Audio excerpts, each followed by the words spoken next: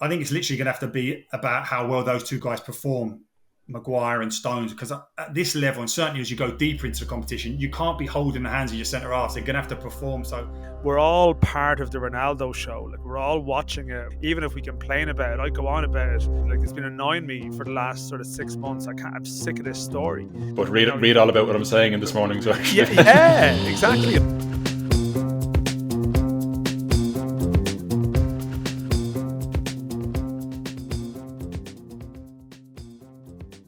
Some say the World Cup only truly starts when Brazil play their first game, and it took them 45 minutes to get going before Richarlison sparked them into life with a 2-0 victory against Serbia.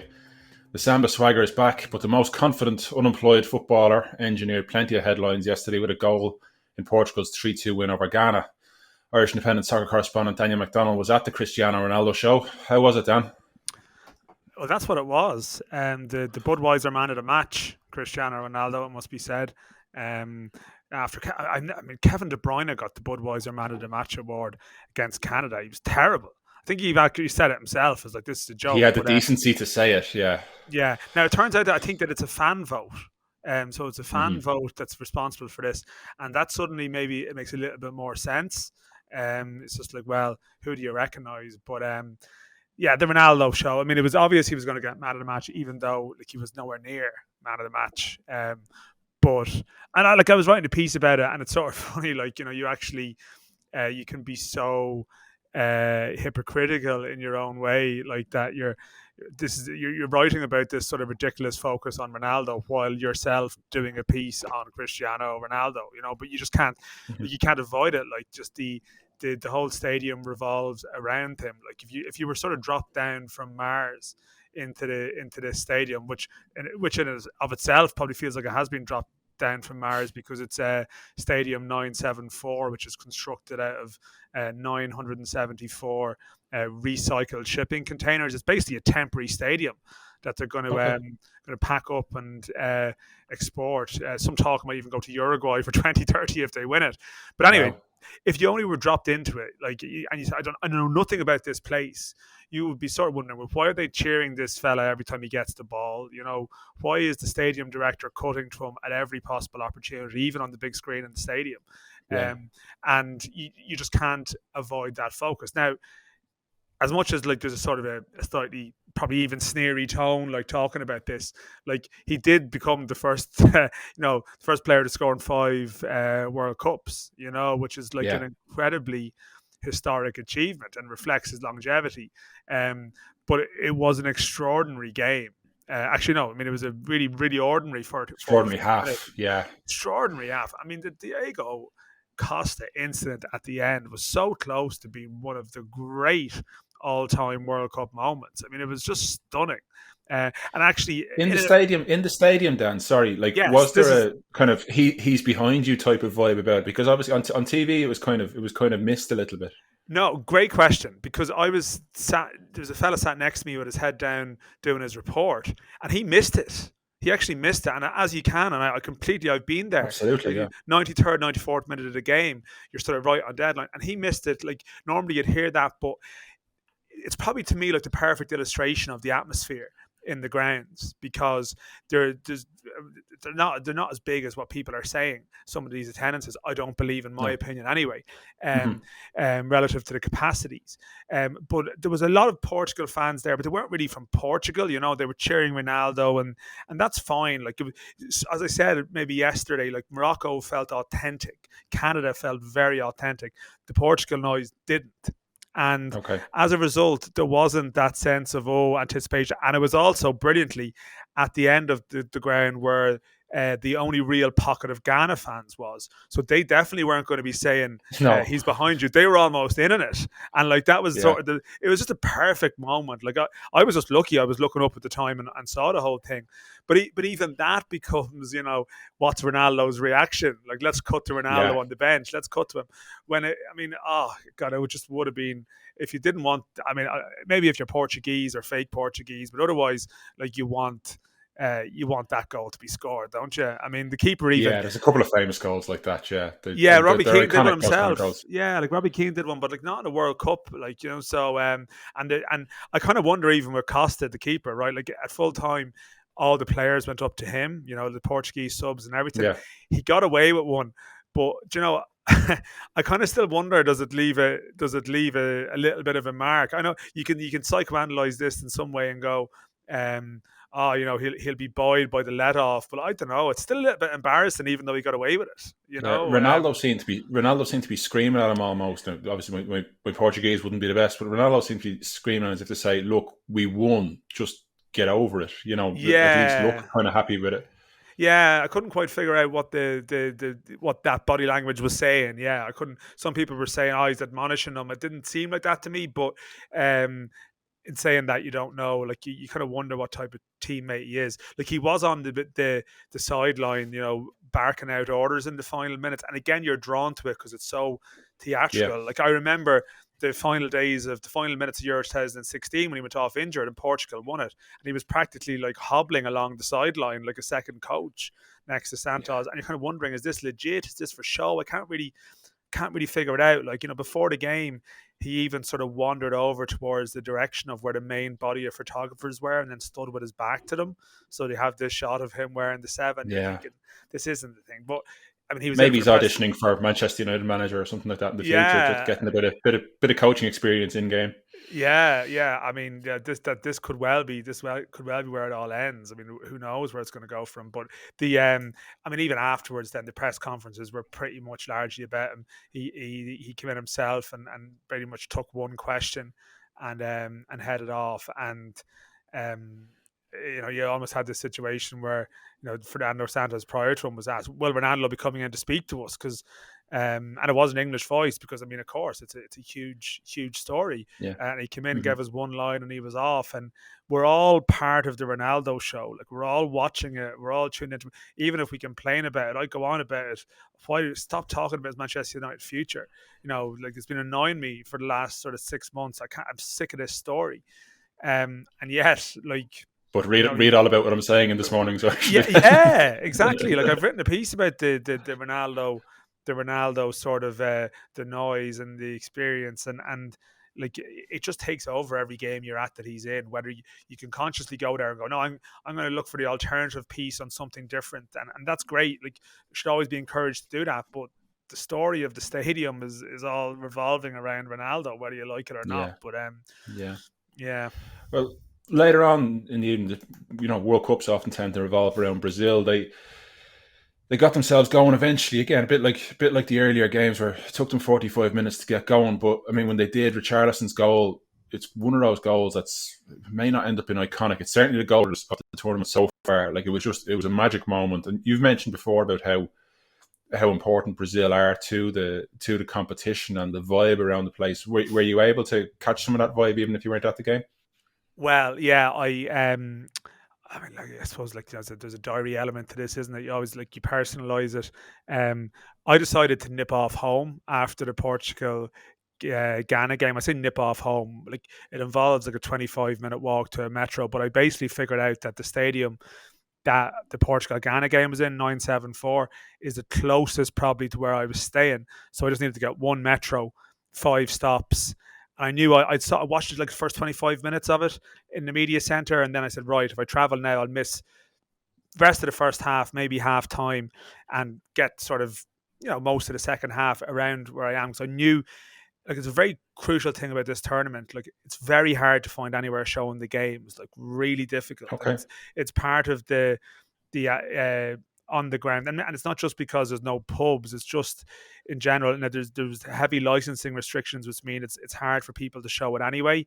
But like, I went into town earlier in the day to try and find somewhere to watch Cameroon Serbia the second half while maybe having a bit of lunch, and it was practically impossible. Like, I was walking around their version, maybe at Grafton Street or Wicklow Street or whatever the main shopping street is where you are, and lots of shops and stalls and fans around, but nowhere where you could like watch it in the window of a no billboard outside, no billboard outside saying showing game here. No, like even coffee shops or like I'm contrasting a place like Brazil where, I mean, the taxi drivers had all the games on in their cars. You nearly die as they were sort of cheering goals, so you couldn't really find it. But anyway, I got a little bit lost. That's by the by. You tend to get lost here because just the metros are like popped in sort of remote enough places.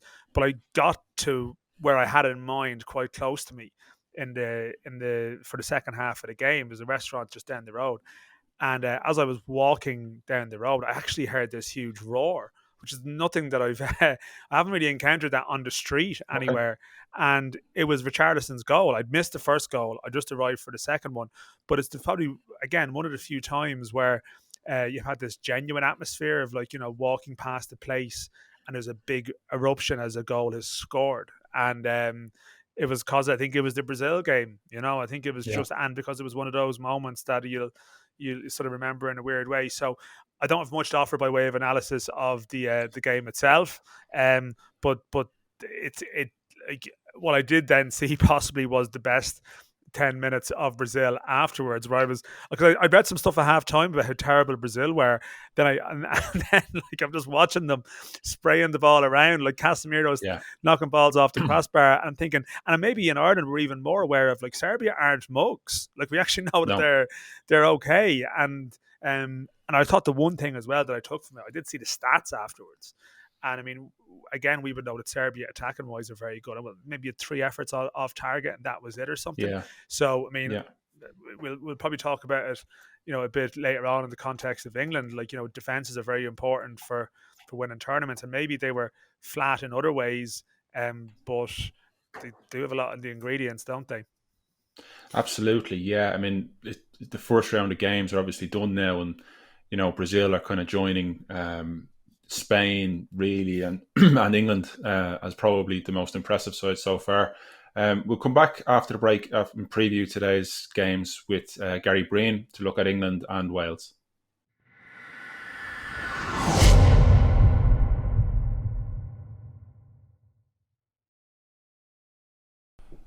Hi Gary, how's things? Are you enjoying the World Cup so far? I am. I really am, in terms of the games that we've seen recently. At first, you're kind of waiting for it to kind of like take off. But from the moment of that Saudi Arabia game against Argentina, this World Cup has had liftoff. I've really enjoyed that game. Yeah, and looking ahead to tonight, I mean, obviously you're based over in England there. They had a very impressive victory against Iran. Was there any particular aspect of it that you kind of thought, exceeded what you expected going into the game? I think in terms of the confidence with which they played with it, there was a lot of pressure going into the game. No winning 6 matches, their performances in the Nation League, and of course those results against Hungary. So there was a lot of, as you know, the press over here build that team up. But when there's a bad performance, they really start creating a lot of pressure in and around the player. So it was a really impressive performance. Listen, you have to take into account the quality of the opposition, but in terms of the front play that England have and the dynamic attributes they have in that central midfield area, and notably now Bellingham to go alongside Rice, you can see what the strengths of this England team are, and they are offensive. There's still question marks about them defensively. I think they'll be tested the further they go into the competition, but it's a brilliant start for them. Yeah, I was going to ask you if you were playing against them, from a defensive point of view. Obviously, Harry Kane's a superb striker who will be, straight up against the centre backs. But those 3 players in behind them, be it Saka, Mount, Sterling, Foden, Grealish, how difficult is it to kind of combat those in terms of, like, do you try and step into them? Do you get your midfield to step back? What way would you kind of think about trying to stop them? Well, I think ultimately it's a massive challenge, because if you think about Harry Kane as a quintessential number 9, you think about him playing on the shoulders, and then Sterling as such in behind as such in that area, that 10 area. But they actually play very differently in that Harry Kane would drop into that 10 area and get on a half turn. So as a centre half, you've got to make a decision. Do you go in there with him? And if you do, then you know that they've got that pace running in behind you, the likes of Sterling in behind, Saka, of course. They've got real quality. And I think if they're getting good ball into them, which they were from Rice and notably Bellingham, you've got a really tough challenge. I genuinely think they'll cause most teams in this competition problems. In fact, I think they would call any defence in this World Cup problems. But it's just their defence which will be the key to how far England actually go. But in terms of physically going up against this England offensive unit, so difficult. Yeah, I mean, Gary, we're probably looking to see what is the difference between England in this tournament compared to the Euros, and Bellingham is a big one that springs to mind, right? I mean, what does he give to them maybe that they lacked before? But ultimately, he gives you that star quality in central midfield, because if you think about England's team getting to the semi-final of the World Cups last time and then the Euros, quite industrious in midfield. Talk about those two holding midfielders. Now you've got someone like Bellingham who can actually do that, but he's a throwback to the other days of midfielders like Roy Keane, Steven Gerrard, who can actually do both. And I think he really elevates this team to a level that they genuinely have got a chance of winning this now. I think there was lots of times where you thought, yeah, they can get to a certain position, they can get to the last four. Do they have that special quality in that key area to do this? And I think that's a massive amount of pressure to put on someone who's 19 years of age. But I think you have to do it. I think you genuinely look at his quality and what he gives this England team, and I think he does make the difference. You think about the semi-final in the last World Cup, and now you've got four players who have come into the team since. Bellingham, as we've mentioned, Declan Rice, Saka, these type of guys. It's real quality, and Foden, of course, as well. So as they get to a semi-final without those four, you bring those four brilliant talents back into that squad. Now they're going to go close. I suppose the counterpoint to that is, right, people will say still that the defences will win tournaments. And, okay, it was a little bit of junk time the other day, but they did concede 2 goals. USA probably have the ability to cause them a little bit more problems. Like we saw even how they played against Wales in the first half, they were very good. I mean, what concerns you about that England defence? And what's the best approach for them in this regard to sort of navigate the rest of the competition? Well, ultimately, Dan, attack being the best form of defence, you're going to have to try and outscore people, because if you're conceding 2 goals and the 2 goals that they conceded are a major worry. You think about the goal, little reverse pass inside Harry Maguire. It's everything we know about his frailty as a centre-half. I'm no surprise that he's come into Southgate's team, because he's brilliant in terms of his ball-carrying ability and his physicality at set pieces. That's obvious. But any little balls down the sides of him, and a team like Iran can cause him problems. The better forwards, as you go deeper into this competition, will do likewise. But there's another example, again, of a straight pass inside Stones. You saw Pickford making a brilliant save onto the crossbar. And you're thinking, how are these players causing you problems? And that's the worry for Southgate. I think he genuinely needs to address it. I think he probably knows that they don't have a World Cup winning centre-half partnership or a defensive unit. So they're going to have to be as good as they can going forward to protect those players, because they're not at the level, as you quite rightly said. It's the defenders that win you World Cups, as we said so often before. They're the ones that win you titles. And just before we move on to Wales, Gary, in terms of Stones and Maguire, they seem to be players who like getting on the front foot, almost like getting out in front of the centre forwards. But increasingly, as they play against the better teams, that kind of tactic for them would seem to cause them problems, that it's leaving space in behind. Is that something you think that Southgate will just say, look, let the 2 lads in front protect you and you kind of hold your position? Or is that a deliberate ploy, do you think? Well, you look at the type of passes in anyone in behind, you know that Pickford is the type of goalkeeper who come out sweeping behind, but it's not like you haven't got to be a football expert to recognise that Stones and notably Maguire struggle with little balls in behind them. So you're probably saying a better starting position, reading the game in around, and we know how much of a role Declan Rice plays in terms of patrolling, blocking those passing channels into him. But there's going to be moments where even him and Bellingham, who are a throwback in terms of playing 2 in central midfield because of their athleticism, you normally have to go with a 3. But I think it's literally going to have to be about how well those 2 guys perform, Maguire and Stones, because at this level, and certainly as you go deeper into the competition, you can't be holding the hands of your centre-halves. They're going to have to perform. So that is the worry. There are moments where you know they will be vulnerable, but I think they're just going to have to try and outscore teams. And moving on to Wales, who play Iran this morning, obviously they had a tough game against the USA. Bale came up trumps. Is it just going to be a case of the old guard? They look to the old guard, Bale, Ramsey, and even Kiefer Moore, the likes of those kind of players to get them through. Or Brandon Johnson can kind of add a bit of X factor to them. Do you think that they'll have enough to get by Iran today? Well, in terms of how Iran performed, yes, I do.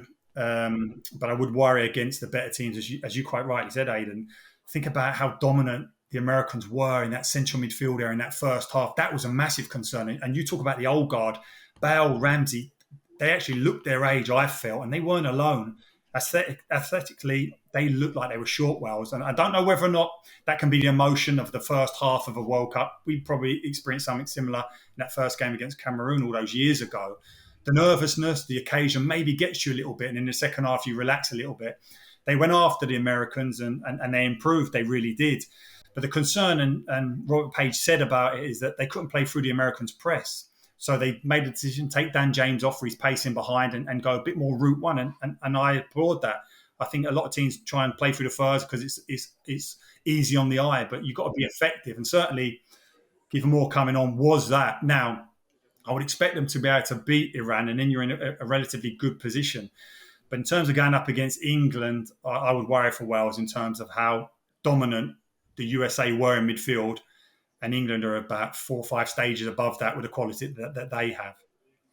Yeah, I mean, I suppose like it's a strange dynamic. It's actually the opposite to what you had in 02, that your second game was against Germany. So the game you needed to win was the last one. So I know it was a slightly different order, but I don't know. Do you think the way the Welsh players got back to the hotel and they can just almost relax a bit into the tournament with that point, or is it a bit different because they're straight away into, well, this is the must-win game. They possibly know deep down if they don't win this game, that could be curtains, you know. Yeah, I think ultimately they'd have gone back to that hotel, and you take that bus ride back there, and you gather your thoughts, and I think they'll be in a great mood because that felt like a win in the end in terms of the late equaliser. We had made that as the key fixture really in this group, how USA and Wales would get on against each other. You kind of put it down that you'd expect them to beat Iran, and then you're looking at the difficult game against the strongest team in the group, England. So I think they'll be delighted with that. And I think hopefully now they're able to settle down and they're able to build on that. But ultimately, it's about winning and putting to bed the lesser teams. You've got to win those games. And Gary, could I just take you back when you talking about 2002? We're not quite going back that far, but November 1st, 2006, there was a game between Southampton and Wolves of a 17-year-old Gareth Bale against a non-17-year-old Gary Breen. Do you remember much? I know you played an awful lot of games. Remember much about that game or playing Bale or noticing anything about him at the time? Well, you certainly, he wasn't recognisable in terms of what he went on to become. You look at a young player, and Southampton were producing those type of guys, weren't they? Theo Walcott, those type of guys, really good young players. They had a great infrastructure in the youth department there. I think I was up against Kenwyne Jones, so he's a big hulking centre forward, so I was probably more preoccupied with him. But in terms of what Gareth Bale's done, I mean, it literally is an unbelievable career. And listen, we're looking at him in terms of the big moments, and I think a lot of the game passes him by now for Wales. And why wouldn't he at his age and ultimately where he is in his fitness levels? He hasn't played that much in LA this season, but in that key moment, he's able to get his body there, read the situation, draw the foul from that defender, poor defending to be perfect. Yeah, sucks him in, knows the contact's coming, and then puts the penalty away. And it's moments like that. And I think in this World Cup, this will what will be about him. Can he produce those moments? We're not going to see those swashbuckling runs from deep that we've seen so often for Real Madrid and Wales in his younger days as such. But still, those key moments. And he's such a talisman from us, such a leader, the go-to man. But I think in terms of them being competitive at this World Cup, I think other players are going to have to come to the fore as well. Gary, that's great. Thanks very much for your insight, and we'll hopefully speak to you again before the end of the tournament. Yeah, good luck, lads. Thanks for that.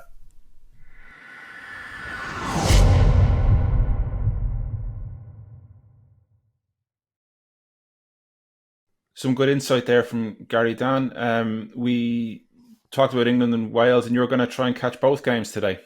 Yeah, I am. I'm doing the double. I am coming around to thinking maybe doing 2 games in a day is it's a great thing to be able to do in theory, but in practice, like, it's maybe not the most constructive way to like manage your workday. But I am doing this one. Yeah, I'm doing the double. I know logistically, what's that like? So it just involves getting up. See, Wales are playing in Al Rayyan Stadium, which actually isn't too bad. It's not a million miles from the media centre. Like, basically, the media centre, right? This is this old airport, and it's the Qatar Convention Centre. It's basically a central hub. I suppose in sort of in Irish terms, you can just imagine it like Busaurus, really, except you have all the media facilities there, and all the buses to the stadiums go out from there.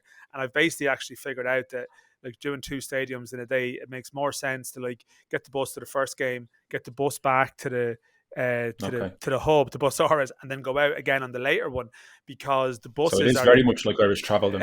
Yeah, you just go around in circles. But the thing about it is that like the buses are the only things that can get parked very close to the stadiums. So while you can get the metro, or you can people can go try and get a cab, you have this big long walk that defeats the purpose. The buses, once the driver doesn't get lost, which has happened on a couple of occasions, they bring you right up there. So I am doing it. Al Rayyan, where Wales play, isn't a million miles away. Al Bayt, where England are playing in the night game, is the furthest flung, I think, or one of the furthest flung. And that means that you're going to be getting back very, very late in the night. So when you think about that night game, is like 10 p.m. kickoff local time. Mm-hmm. They are long days if you're doing the morning game as well. But I am going to do it tomorrow, because the one thing about I mentioned this before, like, you know, if you're from the Irish press, you get into all the English and Wales games, have your own desk, seat, everything. Some of the other games you're a little bit more on the fringes in an overflow section. So there's many reasons to do it on top of the football. But the football, I actually, I mean, when you have the political angle to Iran and what's happening and the emotion around the anthem and seeing them. I mean, Wales, you have this thing now where the fans are going to be allowed to sort of, bring in their rainbow hats, or, just sort of to make some kind of gesture, which is classic FIFA trying to damage, exercising some kind of damage limitation here. But like, you're just conscious. I mean, that of an event might be just, there's a sort of as we mentioned from the start, the Iranian anthem as well. Yeah, like the story of this tournament is the backdrop to it, and again, like, this is a game where you feel like you want to see some of the stuff around it as well as the game itself. England USA to me is a cracking match. I think it has the potential to be a cracking game, because I think USA are actually have an exciting streak to them in some ways, and I think maybe even more so in a game where they're the underdog. They'll have to keep, and we've spoken about England and Wales with Gary there, so we don't really need to go over England these games dramatically again, because we've done it. But you just have the sense that for England it's a little bit of a different test where they could be really sucker punched by a team. So I'm looking forward to the football aspect of that game. We might as well get into our predictions now, Dan. So let's just go chronologically, I suppose. Wales against Iran. How do you see that? Oh, I think. I think I'm going for Wales to eke it out, maybe, but I don't know. I mean, I think Iran obviously were rolled over by England quite comfortably. Does that mean they're going to be the whipping boys of the group? I'm not 100% convinced that's going to be the case, but maybe I will go for a narrow Wales win. Yeah, I think I might go for a draw on this one, a 1-1 draw. I've been a bit optimistic with my goals predictions recently, so yeah. Given what went on in the games yesterday, there's a mad stat that I think Wales since 2020, a third of their goals have come after the 88th minute in games. 80 minutes later. So don't switch off if that game is boring you with 10 minutes to go, because something tends to happen. Even more chance now with the amount of injury time that's being added on in these games. Yeah, true. Qatar, Senegal, it's very, very difficult. It's almost a pick a number type of game. Can Qatar be that bad again, or Qatar can they be that bad again? Like, was it just a perfect storm in terms of like being the host and the nerves and all of that? I'll take Senegal to win, but again in a narrow 1-0 type of way rather than an emphatic way. Yeah, I'm going to go for 3-1 Senegal in this. I think it's their chance to try and get themselves ahead of Ecuador going into their final game. So I think they'll be well motivated for that one. Netherlands and Ecuador, it's both were reasonably impressive to start. Yeah, they are. A lot of Ecuador fans around the place, actually. I suppose like all the South American teams, but like not a team we know too much about. And as we've mentioned, like, young enough side, like I think this is a sort of a free hit game for them in a sort of a strange way. Although will they approach it more cautiously and just try and somehow eke out a point, and that really puts them, that puts them one up on Senegal going into the last game potentially. But I still think this Dutch side will again. I'm going for another narrow win. I'm going for narrow wins in pretty much all the games here tomorrow. I'm not going for any draws. So yeah, I think maybe 1-0 to the Dutch. I'll go 1-1 just to be just to be different. I think it is going to be close, though. It's going to be one of those games that we've seen a few of so far. And then finally, we've covered it a lot with Gary. So briefly, we could England and Wales prediction. England USA. I'll let you go. Sorry, first. England USA. I've had England and Wales on the brain all day. So for some reason, I'm conflating them. So I'm a few days ahead of myself. I'm going to go 1-0 England in this. I think it'll be tight, but I think it'll be enough. I think last week I wouldn't have tipped England to win this game, but I'm probably looking at it now going, forget that Nations League stuff maybe. Maybe there's concerns about them still in the knockout, but I mean, maybe we're conditioned to England not being good, but you look at some of their options relative, or maybe we're conditioned to England being overhyped, but actually you look at the squad they have relative to other teams and you're thinking, this is a pretty good squad. They can back up the hype. You look at the Premier League players that are excelling with other sides. Like you see someone like Richarlison or whatever, and amazing stuff. And you realise, how is he perceived in the Premier League relative to even some of these English stars? You have to sort of have that in your mind. He's just a support striker for Harry Kane. Yeah, exactly.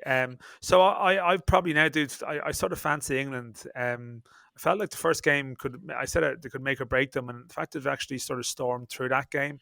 I'll go for England 2-1, but I think the USA will keep them on their toes. I can see them scoring, definitely. But England still just to be able to do enough to win. That's great, Dan. Thanks very much. I hope the logistics tomorrow go well and your step count stays high. 20,000 a day. 20,000 a day. 20,000 a day. That's a high bar to live up to when you come home. It's a new standard, yeah, definitely. Thanks for listening. I'm Aidan O'Hara, and that was the Indo World Cup. Please subscribe if you haven't already, and we'll talk to you tomorrow.